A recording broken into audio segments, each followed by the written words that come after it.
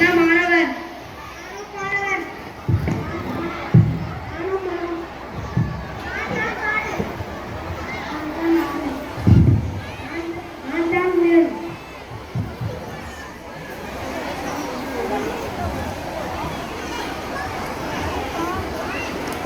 பெரியோர்களே, தாய்மார்களே, குழந்தைகளே, நாம இன்னைக்கு ஆளுக்கு ஒரு வேலை என்னும் நாடகத்தை பார்க்க போறோம். இந்த பையன் தான் நம்ம கதையோட கதாநாயகன். அவன் ஒழுங்காக பள்ளிக்கூடம் போகாம ஊரை சுத்திக்கிட்டு வருவான். அவங்க அம்மா எவ்வளவோ சொல்லி கேட்கல. புண்ணுக்கு மருந்து போட முடியும், குடிவாரத்துக்கு மருந்து போட முடியுமா? குடிவாரத்தை யாராலும் பார்க்க முடியல. ஒரு நாள் அவங்க அப்பா அவனை கூப்பிடுறாரு.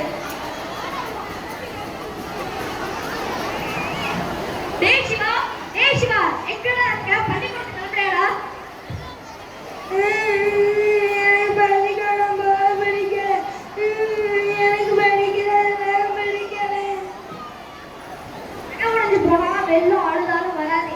நீ இப்ப சரியா படிக்கிறனா வாழ்க்கையிலே முன்னேறவே முடியாது. நான் தான் படிக்காம இவ்வளவு கஷ்டப்படுறேன். நீயாச்சும் படிச்சு நல்ல வேலைக்கு போகணும்னு பார்த்தா பள்ளிக்கூடம் போக மாட்டேன்னு அழுகுற. பள்ளிக்கூடம் போய் படிக்கிற வேலையை பாரு. வெள்ளத்திற்கும் வெள்ளாட்டுக்கும் ஜென்ம பகம் மாதிரி இந்த பையனை போராடிதான் படிக்க வைக்கிறது இருக்கு. எறும்பு ஊற ஊற கல்லும் தேயிற மாதிரி இந்த பையனை கொஞ்சம் கொஞ்சமா மாத்தணும்னு நினைக்கிறவங்க அப்பா பொறுமையா கூப்பிட்டு அறிவுரை சொல்றாரு. ஆனா பையன் அதையும் கேட்கல.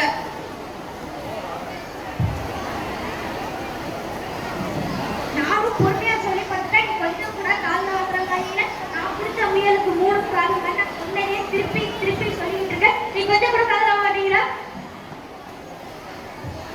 அப்பாவுக்கு கோவம் வந்து சத்தத்தை கேட்டு அம்மா உள்ளிருந்து வெளில வராங்க. ஏங்க புள்ளைய காலையிலே கடிச்சு கட்டுறீங்க? நான் போய் பேசுறேன். நான் சொன்னா என் புள்ள கேட்பா. ராசா உழைக்கிற மாடுதான் ஊர்ல நல்லா வேலை போகும். நீ இப்ப படிக்கலன்னா உன்னை ஊர்ல யாரும் படிக்க மாட்டாங்க. அதனால பள்ளிக்கூடம் போய் நல்லா படிடி, சரியா? என்னமோ பண்ணுங்க. நான் வேலைக்கு போனாதான் நீங்க சாப்பிடலாம். இன்னைக்கு பள்ளிக்கூடத்துக்கு போல 4 எருமை மாடு வாங்கி தரேன். நேற்றுமா நான் கைய வலிக்குதுங்கிறேன், காலை வலிக்குதுங்கிறேன், வயிற வலிக்குதுங்கிறேன், உடம்பையே வலிக்குதுங்கிறேன். கேட்கிறாங்களா அந்த அம்மாவும் அப்பாவும்? பள்ளிக்கூடம் போ சொல்லிக்கிட்டே இருக்காங்க. சரி, போய் தொலைகிறேன்.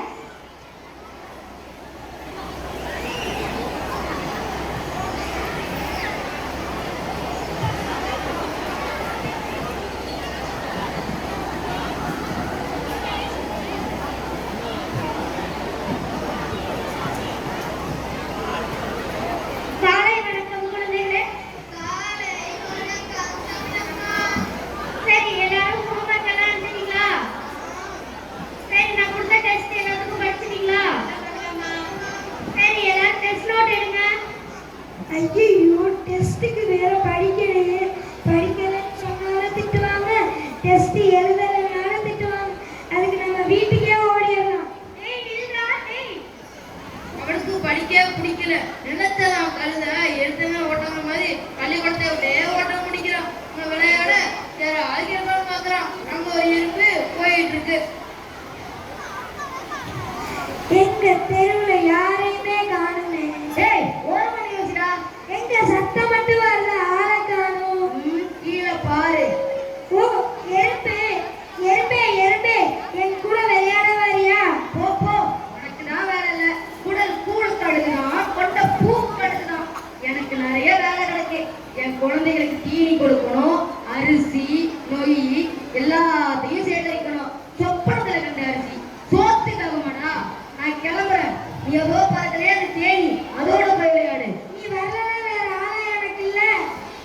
தேனியே என் கூட விளையாட வரியா? நல்ல பாம்பு படம் இருக்கலாம், நாக்குல பூச்சி படம் இருக்கலாமா? உனக்குதான் வேலை இல்லை. 1000 கலர் நெல்லுக்கு 2 பூச்சி போதும். ஒன்ன மாதிரி ஒரு ஆள் இருந்தா என் கூட்டமே கெட்டு போயிடும். உன் கூட்டத்துலதான் 1000 தேனி இருக்குல்ல, நீ ஒரு தேனி தேர்ந்தெடுக்கலன்னா என்ன குறைஞ்சல போயிடும். நல்ல பாம்பு படம் இருக்கலாம்.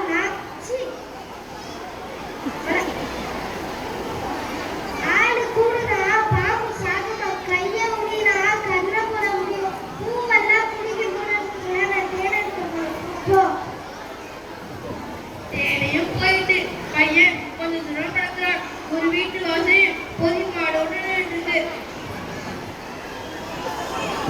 மாடே மாடே சும்மா தானே இருக்க, வா விளையாடலாம். என்னது சும்மா இருக்கிறேனா?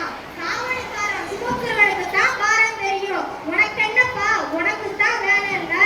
இருப்பு உனக்கு புடி எப்பமா, இல்லாதவனுக்கு பசி எப்பமா? நான் என் முதலாளிக்கு உப்பு மூட்டை புளி மூட்டை யாருன்னா தரணும். நான் வரல. நீ தான் அந்த ஆமை கிட்ட போய் விளையாடு. ஆமே ஆமே, 4 வீட்டுல கல்யாணமா, நாய்க்கு அங்கே இங்கே ஓட்டோங்கிறது மாதிரி எங்க வேகமா போயிட்டு இருக்க, என் கூட விளையாட வரியா? என்னை விட வேகமா ஒரு முயலோட போட்டி வச்சிருக்கேன். அவ பொழுது போக்குவதையும் தவ பொழுது நல்லதுங்காங்க.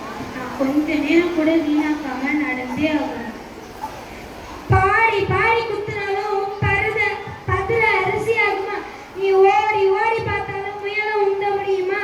அதிர் அடிச்சா உதிர விளையுமா? அது மாதிரி முயற்சி செஞ்சா எல்லாம் முடியுமா?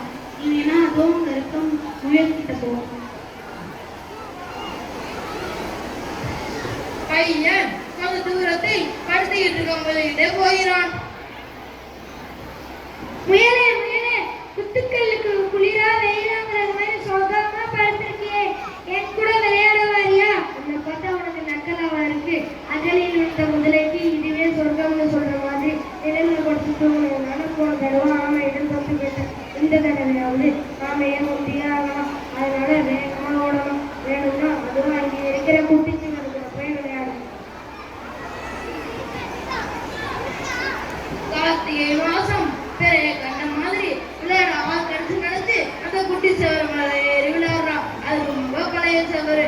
அவன் ஏறி குதிச்சோடனே பலடி எடுத்து விழுந்துருச்சு. அதுல தேனி எல்லாம் அவன் மேல கோபத்துடன் பார்க்குது எறும்பெல்லாம்.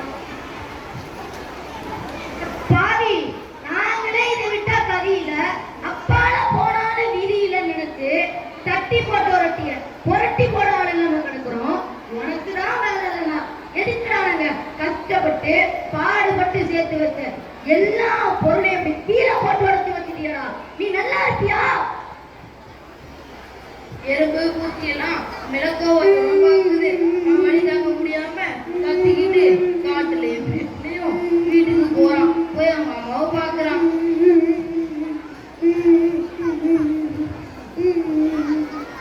ராசா, பள்ளிக்கூடம் போய் நல்லா படிச்சியாடி?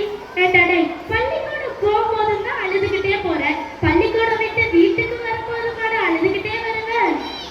அம்மா, ஊருலகத்துல எல்லாரும் ஆளுக்கு ஒரு வேலையை செய்யறாங்கம்மா. எறும்பு கூட சும்மா இல்லாம அது வேலையை செய்யுதும்மா. இப்பதாம்மா எனக்கு புத்தி வந்துச்சு. சரிடி ராசா, உனக்கு இப்பயாச்சும் புத்தி வந்துச்சு. சரிடி. அதற்கு பிறகு அந்த பையன் நல்லபடியா படிக்க தொடங்கினான். ஆளுக்கு ஒரு வேலை என்னும் எல்லாருக்கும் புரிய வைக்கிறான். இத்துடன் இந்த கதை முடிவடைகிறது. இதுவரைக்கும் பொறுமையாக இருந்து நாடகத்தை பார்த்த உங்கள் எல்லாருக்கும் நன்றி.